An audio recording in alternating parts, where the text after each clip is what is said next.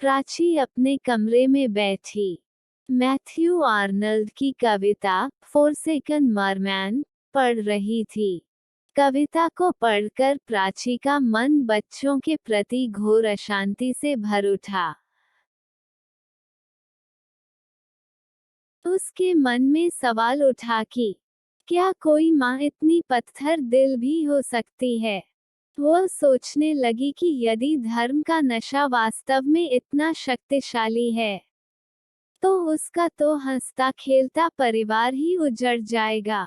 नहीं, वो अपने जीते जी ऐसा कदापि नहीं होने देगी। प्राची ने मन ही मन यह फैसला किया कि धर्म के दलदल में फंसे पति को जैसे भी होगा वह वापस निकाल कर लाएगी। पिछले कुछ महीनों से प्राची को अपने पति साहिल के व्यवहार में बदलाव नजर आने लगा था। कल तक उसे अपनी बाहों में भरकर जो साहिल जीवन के सच को उसकी घनी जुल्फों के साए में ढूंढता था, आज वो उससे भागा भागा फिरता है। साहिल अपने दोस्त सुधीर के गुरुजी के प्रवचनों से बेहद प्रभावित था। रही सही कसर टेलीविजन चैनलों पर दिखाए जाने वाले उपदेशकों के प्रवचनों से पूरी हो गई थी। अब तो साहिल को एक ही धुन सवार थी कि किसी तरह स्वामी जी से दीक्षा ली जाए और इसके लिए साहिल ऑफिस से निकलते ही सीधा स्वामी जी के पास चला जाता। वहां से आने के बाद वह प्राची से यह तक नहीं पूछता कि तुम कैसी हो या बेटा अक्षय कैसा है। रोज की तरह साहिल उस दिन भी रात को 9 बजे घर आया। खाना खाने के बाद सीधे सोने की तैयारी करने लगा। एक सुंदर सी बीवी भी घर में है, इसका उसे कोई एहसास ही नहीं था। आज प्राची इस स्थिति का सामना करने के लिए तैयार थी। वो एक झटके से उठी और अपना हाथ साहिल के माथे पर रख दिया। इस पर साहिल हड़बड़ा कर उठा और पूछ बैठा, क्या कोई काम है? क्या सिर्फ काम के लिए ही पति और पत्नी का रिश्ता बना है? प्राची ने दुखी स्वर में पूछा और फिर सुबकते हुए बोली, तुमने तो इस सहज स्वाभाविक व रसीले रिश्ते को नीरस बना डाला है। पिछले 2 महीने से तुमने मेरी इस कदर उपेक्षा की है, जैसे कि तुम्हारे जीवन में मेरा कोई स्थान ही नहीं है। देखो प्राची, मैं स्वामी जी से दीक्षा लेना चाहता हूँ और इसके लिए उन्होंने मुझे हर प्रकार से शुद्ध रहने को कहा है। साहिल की बात को बीच में काटते हुए प्राची बोली, इसलिए तुम अपनी पत्नी की अवहेलना कर रहे हो। तुमने सोचा भी कैसे कि पत्नी की उपेक्षा करके तुम्हें मुक्ति मिल जाएगी? मुक्ति की ही चाह थी तो शादी के बंधन में ही क्यों पड़े? प्राची की तल्ख बातें सुनकर साहिल हतप्रभ रह गया। उसने पत्नी के इस रौद्र रूप की कल्पना भी नहीं की थी। फिर किसी तरह अपने को संभाल कर बोला, प्राची, मैं तो बस आत्मा अन्वेषण का प्रयास कर रहा था। मैं तुम्हें छोड़ने की बात सोच भी नहीं सकता। ठीक है, तो तुम्हें बीवी या स्वामी जी में से किसी एक को चुनना होगा। यह कहकर प्राची ने मुंह घुमा लिया। अगले दिन साहिल दफ्तर न जाकर सीधा अपने दोस्त सुधीर के घर गया, जहां स्वामी जी आसन जमा कर बैठे थे और उनके पास भक्तों की भीड़ लगी थी। साहिल को परेशान हाल देखकर स्वामी जी ने पूछा, क्या बात है? बड़े परेशान दिख रहे हो। वत्स, मुझे आपसे एकांत में कुछ बात करनी है, साहिल बोला। स्वामी जी का इशारा होते ही कमरा खाली हो गया तो साहिल ने पिछली रात की सारी घटना ज्यों की त्यों स्वामी जी को सुना दी। इस पर स्वामी जी शांत भाव से बोले, वत्स, घबराने की कोई बात नहीं है, साधना के मार्ग में तो इस तरह की विघ्न बाधाएं आती ही हैं। शास्त्र कहता है कि यदि साधना के मार्ग में पत्नी, माँ या सगे संबंधी बाधक बने तो उन्हें त्याग देना चाहिए।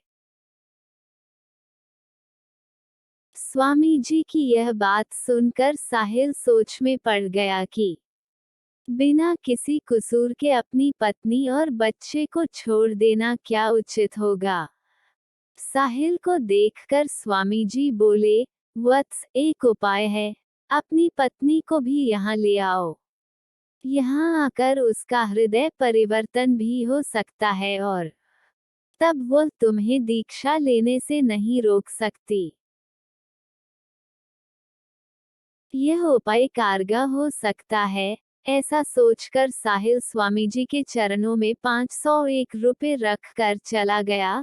साहिल के जाने के बाद सुधीर ने कमरे में आकर स्वामी जी को देखते हुए जोर का ठहाका लगाकर कहा, मान गए स्वामी जी, अब तो यह आपकी आंखों से देखता और आपके कानों से सुनता है। साहिल घर जाकर प्राची को मनाने की कोशिश करने लगा। पहले तो प्राची साहिल को मना करती रही, फिर उसने सोचा कि चल कर देखा जाए कि आखिर वहां का माजरा क्या है। उसने साहिल से कहा कि हम रविवार की सुबह स्वामी जी के पास चलेंगे। साहिल ने फौरन इस बात की सूचना फोन पर सुधीर को दे दी। अगले दिन साहिल के दफ्तर जाने के बाद प्राची ने फोन करके सुधा को बुलाया। सुधा उसकी बचपन की सहेली थी और उसके पति अरुण वर्मा शहर के एसपी थे। घर आने पर प्राची ने गर्मजोशी से अपनी सहेली सुधा का स्वागत किया। बातों बातों में जब सुधा ने कहा कि प्राची, जैसा मैंने तुम्हें शादी में देखा था वैसी ही तुम आज भी दिखती हो, तो प्राची फफक कर रो पड़ी। अरे क्या हुआ, मैंने कुछ गलत कह दिया क्या? सुधा घबरा कर बोली। प्राची शुरू से लेकर अब तक की साहिल की कहानी सुधा के आगे बयान करने के बाद बोली, अब तू ही बता सुधा, मैं अपने वैवाहिक जीवन को बचाने के लिए क्या करूं? तू मत कर, मैं हूं ना। सुधा बोली, ऐसा करते हैं, पहले चलकर अरुण से बात करते हैं, फिर जैसी वह सलाह देंगे वैसा ही करेंगे।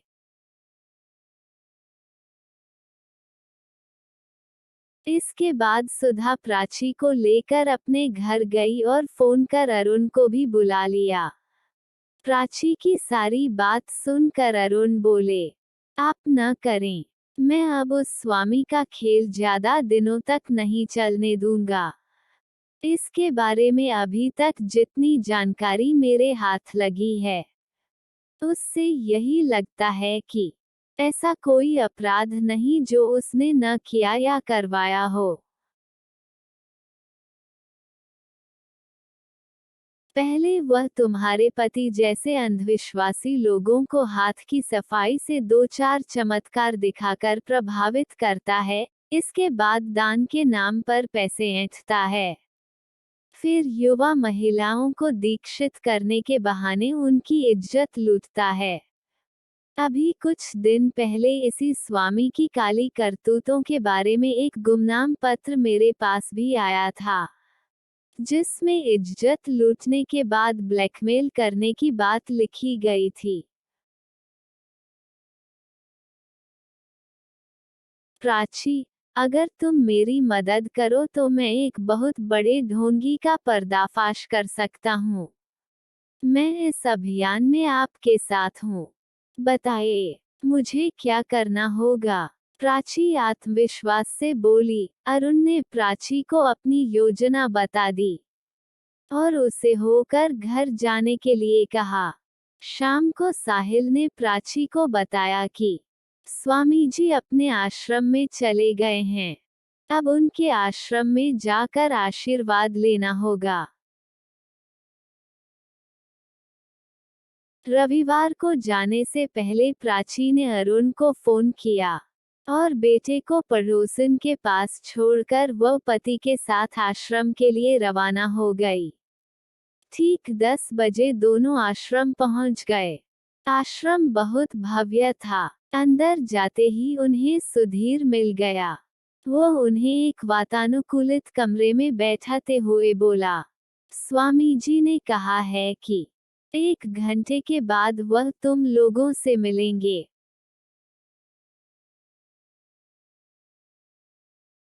सुधीर उन्हें स्वागत कक्ष में बैठाकर चला गया। फिर कुछ देर बाद आकर उन दोनों को स्वामी जी के निजी कमरे में ले गया। साहिल और प्राची ने हाथ जोड़कर स्वामी जी का अभिवादन किया और उनके आसन के सामने बिछी दरी पर बैठ गए। प्राची को संबोधित करते हुए स्वामी जी बोले, मैंने सुना है कि तुम साहिल की दीक्षा लेने के खिलाफ हो।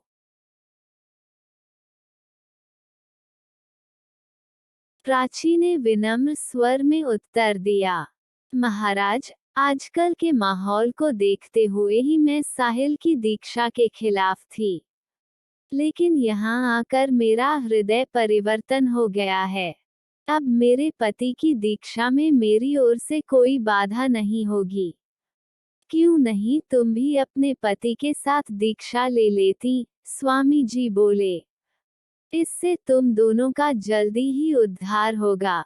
प्राची ने कहा, मेरा अहोभाग्य जो आपने मुझे इस लायक समझा।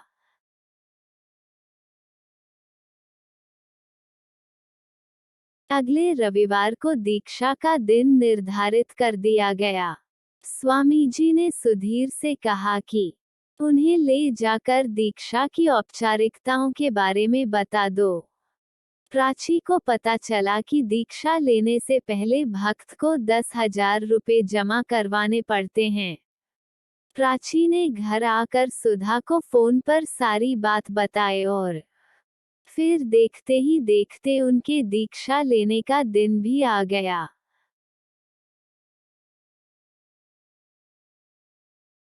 दीक्षा वाले दिन स्वामी जी के निजी कमरे में प्राची और साहिल जब पहुंचे, तो 3 पुरुष और 2 महिलाएं वहां पहले ही मौजूद थे। साहिल भावविभोर होकर प्रणाम करने के लिए आगे बढ़ा तो स्वामी जी बोले, वत्स, जाओ, तुम दोनों पहले स्नान करके शुद्ध हो जाओ। उसके बाद श्वेत वस्त्र धारण करके यहाँ मेरे पास आओ। इसके बाद प्राची को किरण नाम की एक महिला स्नान कराने के लिए ले गई।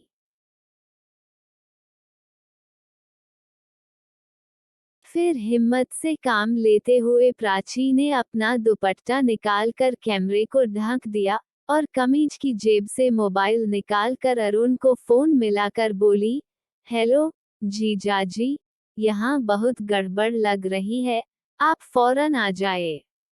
अरुण ने जवाब में कहा, घबराओ नहीं प्राची, मैं आश्रम के पास ही हूँ। उसी समय फटाक की आवाज के साथ अलमारी का दरवाजा खुला और सुधीर ने प्राची का हाथ पकड़कर उसे अलमारी के अंदर खींच लिया। प्राची ने प्रतिरोध करने की बहुत कोशिश की, पर सब व्यर्थ। सुधीर उसे जबरन खींचता हुआ स्वामी के निजी कमरे में ले गया, जहां उसको देखते ही स्वामी जी फट पड़े, लड़की, तूने मुझसे झगड़ा मोल लेकर अच्छा नहीं किया।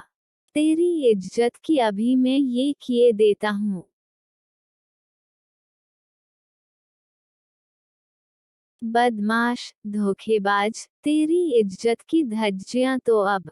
प्राची बेखौफ होकर बोली, जरा बाहर निकल कर तो देख, पुलिस तेरे स्वागत में खड़ी है। तभी फायर होने की आवाज के साथ ही स्वामी के कमरे के दरवाजे पर जोर से थपथपाहट होने लगी। इससे पहले कि स्वामी और सुधीर कुछ कर पाते, प्राची ने भागकर दरवाजा खोल दिया। सामने अरुण पुलिस बल के साथ खड़े थे।